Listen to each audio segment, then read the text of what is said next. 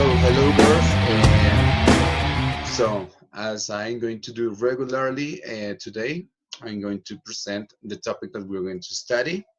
So this is the second topic that we're going to study, which is present perfect. So I'm going to show you some slides and some samples about how does this topic works. And after that, we are going to have our meeting at Zoom. So remember that the link is already on the platform, okay? So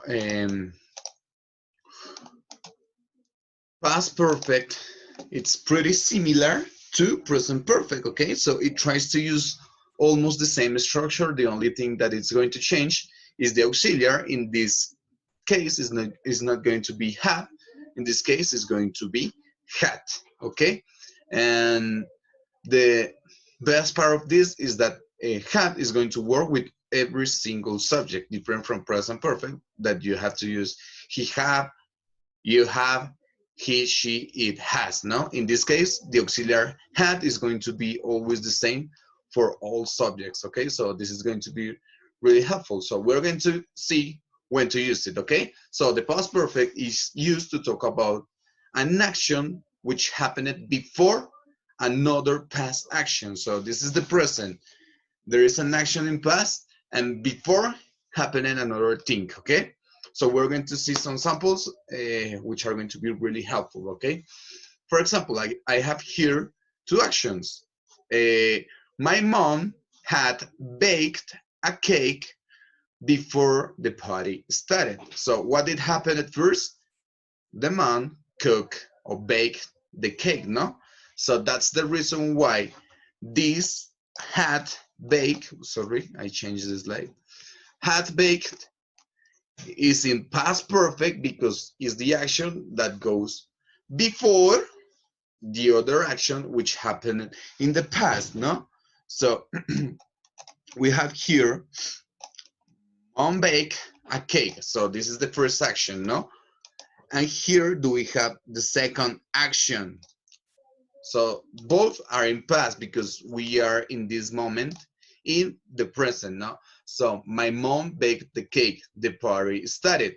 Which action was the first one? Mom baked a cake. That's the reason why here we are going to use first the auxiliary of past perfect, which is had. So my mom had baked a cake, first action, before the party started, second action. So, and now we are located in present, okay? So that's basically the use of present perfect, okay? So let's erase this here and let's continue, okay? So we're going to have here more samples. So it's used to talk about an action which happened before I started time in the past. So it's not always necessary to have one action in past perfect and the other action in past simple, because we can understand that that action happened before something. In this case, look at this. Lenny had done his homework by 7 o'clock. So we are here now, no? So this is show. Um, okay, so we are here now. There is an action which started this morning at 5 o'clock. Which action? Lenny started to do his homework. What did happen between the 5 and 7 o'clock? He had finished doing his homework. You see, it's not necessary to mention which action is he doing at 7 o'clock. We only know that before 7 o'clock, he had done his homework, okay? So we can say Lenny had done his homework now. Later or before, he is or he was studying, I don't know. Okay, so let's continue. Let's erase these. Okay, we had a form which is using the auxiliary had, as I mentioned before, plus the past participle of the verbs. You already know the past participle verbs. Remember that on English Attacks, there are exercises when you can practice past participle verbs, no? So there are regular ones, which are the ones which has the ed, such as dance, laughed, talked, those verbs. and the irregular verbs, which we studied this year and last year, which I don't know, sing and sung, okay, begun, okay, and as the present perfect has some time expressions, there are some time expressions that are going to help us also in past perfect, such as after, before, when, by, as soon as, by the time, okay? So here do we have like the infinitive verb and how to use it in past perfect in affirmative sentences and on negative sentences. I don't know, asked, had not asked, had worked, had not worked, okay? And remember that we have here the contraction of had not, which is going to be hadn't, okay? So take it into account. Or remember that there is also a contraction which can be I'd, so that can mean I had or I would, so that's the reason why we must be careful at the moment of putting the correct verb in participle. If I write the verb in infinitive, that means I will watch. But if I write the verb in past participle, that it's going to mean I had watched. And every single subject could had the contraction of it. Okay, so you would or you had. Okay, so depends of the verb which follows. If I write you'd call, that means you will call. But if I add the ed, that is an past participle verb. So that's the reason why here says you had called. Okay, so be careful with it. If you're not sure about how to use the contraction, for me it's better because it's easier to pronounce when it's separated, and it's going to be more clear at the beginning. Okay, so take care with it. So let's continue. Here the presentation. You see, there are two actions here. I feel better. I took an aspirin. So what action happened at first in the past? Obviously, he took an action, okay? When, oh, sorry. So I have to organize the sentence, no?